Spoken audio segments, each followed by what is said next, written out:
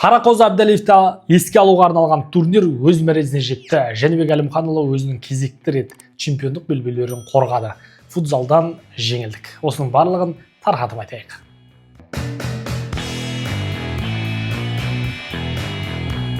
Армысыздар, құрметті Бокс Мотив арнасының тұрақты көрермендері. Біз бүгін сіздермен апта қорытындысын жасаймыз. Ең бірінші бізді өкінішке орай кішкене қайғыртқан, бізге жағымсыз болған жаңалық ол әрине футзалдан біз Аргентина құрамасынан 6-1 есебімен жеңіліп қалдық 1-4 ойындарында. Бірақ Аргентина ары қарай барып, финалға дейін барып, екінші орын алды, ал бірінші орынды Бразилия құрамасы алды. Яғни футзалдан әлем чемпиондары Бразилия құрамасы. Ал Қазақстан алдағы уақытта бұдан да үлкен жетістіктерге жетеді деген сеніміміз бол. Және осы 1-8 ойындарында Португалияны жеңгендігіміз себептігінен біз футзалдан рейтингте екінші орынға жайғастық. Біз бұл уақытқа дейін рейтингте екінші орынға дейін көтерілмеген едік. 13 салмақтан 7 алтын алдық. Шоқыр Бөлтекұлын еске алуға арналған Ақтау қаласында өткен ересектер арасындағы турнирде жалпы есепте, командалық есепте бірінші орын алдық, 7 алтын алдық. Екінші орынды өзбек ағайындар 4 алтынмен қорытындылады. Жалпы бұл жарыс, енді өздеріңіз білетіндей, Қарақозы Әбдәлиевті еске алуға арналған Шымкент қаласындағы турнир болып жатқандықтан, құрамадағы боксшылардың көптеген бөлігі бұл жарысқа қатысқан жоқ. Яғни екінші, үшінші, төртінші нөмірде немесе мүлдем жарыстарға шықпай жүрген, таныла алмай жүрген ересек боксшыларымыздың барлығы осы турнирге қатысты және осы турнир өз мәресіне дәл осылай жетті. Яғни біздің келесі кезекте тұрған спортшыларымыздың өзі мықты екендігін тағы бір дәлелдеді. Кәсіпқой боксқа бір оралайық. Жалпы біздің мақтанышымыз дәл қазір 2 белбеуі бар 160 фунттағы әлем чемпионымыз Жәнібек Әлімханұлы жеңіске жетті. Бұл жеңісімен бүкіл қазақ елін, қазақ жұртын шын жүрегімен қуантты. Осы үшін де біз Жәнібек Әлімханұлына және оның командасына шын жүрегімізбен алғыс айтамыз. Жалпы 16-шы жекпе-жек, әрине қарсылас мықты емес, бірақ дегенмен Жәнібек үшін көптеген қысымдар болды. Сол қысымдарға қарамастан Жәнібек батыр барлығында оңай жеңіп шықты. Жалпы жекпе-жектің болғаннан болатысы қызық демекші, біз болғанға дейін түрлі болжамдар жасап, шығарылымдар жасап, талдаулар жасаған болатынбыз. Оның барлығы арнада тұр. Және шығарылым біткеннен кейін де шығарылымға толыққанды талдау жүргіздік. Оның өзін де сіздер арнадан таба аласыздар. Қарақозы Әбдәлиевті еске алуға арналған турнир өз мәресіне жетті.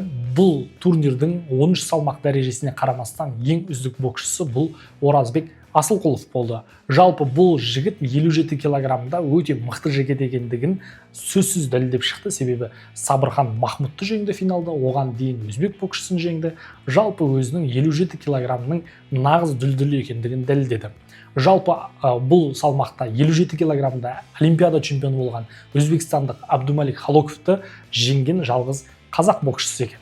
Яғни осы уақытқа дейін екеуі Оразбек Асылқұлов пен Абдумалик Халоков 2 рет жекпе-жек өткізген және оның екеуінің біреуінде біздің Оразбек жеңген екен. Жалпы Оразбек бұл уақытқа дейін, яғни ең соңғы жекпе-жекті жеңген, сондықтан да біздің алдағы уақытта 57 килограммда әлем чемпионы, олимпиада чемпионы бола алатын потенциалды мықты жігітіміз бар деп біз мақтанышпен айта аламыз. Себебі Махмудтың өзі үлкен фаворит болған болса турнирлерде, енді мінекей алдағы уақытта 57 килограммда да біздің үлкен фаворитіміз бар. Ең бастысы ішкі турнирлерде мықты болып, жоғарғы мықты әлемдік чемпионаттарға, әлемдік турнирлерге барған кезде психологиялық жағдайы сәйкес келіп тұрса болғаны. Ал жалпы жігіттің барлық қарым-қабілеті чемпион болуға, олимпиада чемпион болуға жеткілікті қарым-қабілеті бар екендігін біз бәріміз көріп сездік. Бұл турнир барлығына қарақылды қақ жарған әділеттілігімен есте қалды. Оған дәлел бас бапкеріміз Қайрат Сәтжановтың, одан кейін Бақтияр Артаевтың дәл осы пункттерді баса назарға ала отырып айтуы деп білеміз. Яғни турнирдің әділ өтіп жатқандығын осы кісілер шынайы мәлімдеді. Одан бөлек турнирдің әділ өткендігіне тағы бір дәлел ол жаңа есімдердің пайда болуы. Құрамада жүрген жігіттер ойларына келгенін істеп, ары қарай өздерінің қай салмақта мықты екендігін дәлелдегісі келген болса, сол салмақта мықтымын деп жүре берген жоқ. Яғни оларда да әжептәуір бәсекелестік туындады. Оған бір дәлел бізде Санжар Тәшкенбай финалға жекпе-жекке шыға алмады. Өзінің жарақатына байланысты Сәкен Бибосынов 54 килограммда тағы да финалға шыға алмады. Одан бөлек біздің Абылайхан Жүсіповтің өзі өз інісіне Сабыржан Аққалықовқа жолын берді. Яғни финалдық кездесулер дәл осы салмақтарда болған жоқ.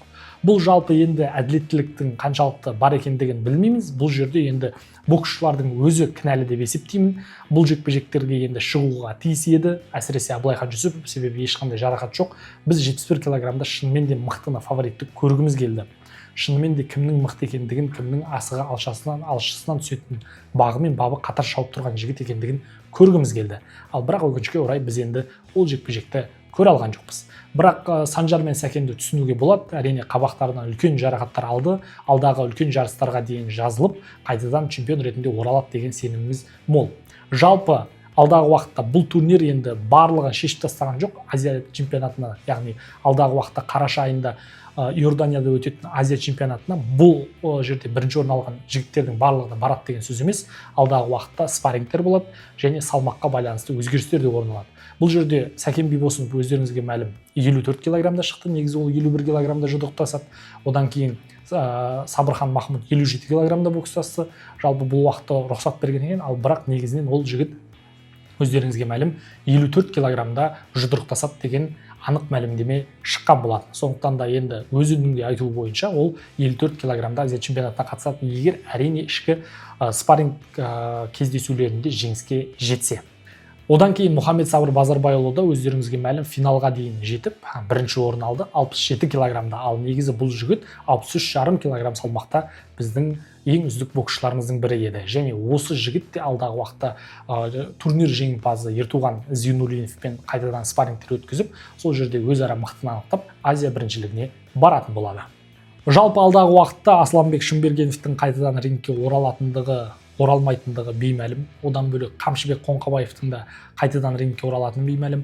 Ұлттық құраманың капитаны Айбек Оралбай болып сайланды. Бұның барлығы енді Қамшыбек Қоңқабаевтың қайтадан келсе 92 плюс килограмм емес, 92 килограмм салмақта жұдырықтасуына тура келеді. Ал бұл салмақта бұл турнирдің жеңімпазы Сағынбек Тоғанбай бұл турнирдің жеңімпазы атанды. Яғни алдағы уақытта екеуі ара тағы да спарринг жұмыстары жүруі мүмкін.